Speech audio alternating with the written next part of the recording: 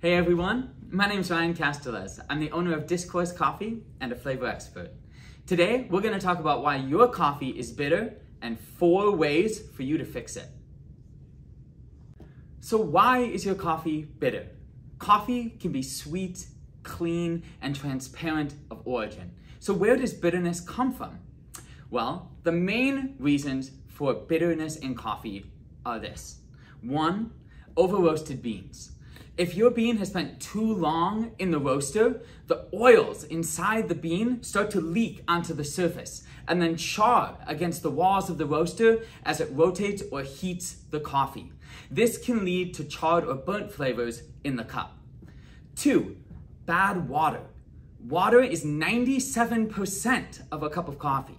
Think about that. So if you are using hard water that is extracting too much from your coffee, you're gonna get bitterness. We can fix that. And 3, the principles of extraction.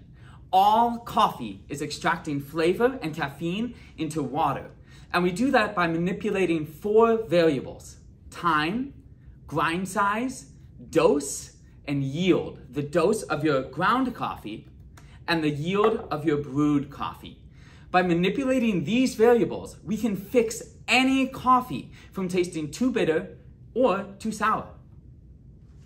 So let's dive a little bit deeper and brew some coffee. First up, our coffee beans. So if you're getting bitterness from over-roasted coffee beans, the best thing to do is just use lighter coffee beans.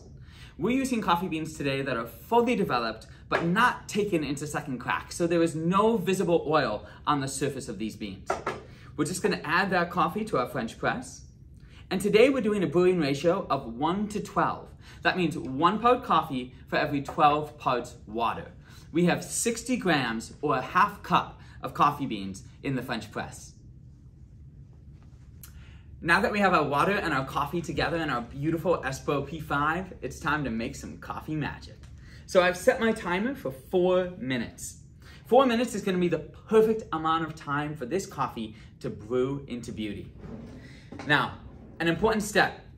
I'm going to make sure to stir my coffee grounds and my water together for about 10 seconds. Now what this is doing is it's making sure that all of my grounds are evenly saturated. This will lead to a bold and balanced final cup. Next, I'll take the ingenious double filter of the Espro P5. Nice snap together. We're gonna place this into our brewer, and the double filter serves an incredibly important purpose.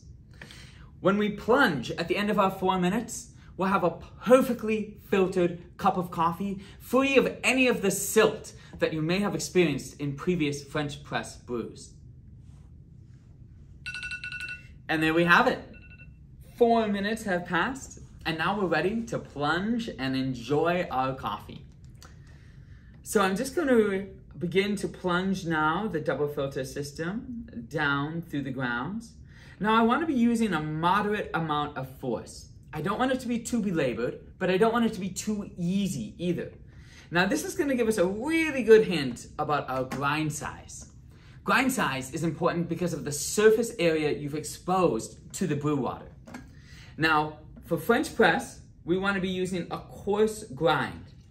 This means we won't have a lot of extractable surface area, and it'll allow us to brew coffee for 4 minutes.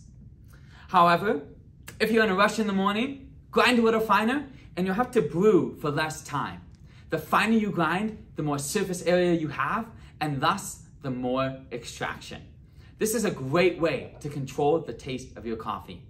Now, if all else fails, and everything we've done today goes awry, well, there's always the salt option. Salt is known to reduce our perception of bitterness and can be a great last chance to save that not so great cup of coffee. But this one, we can put the salt aside.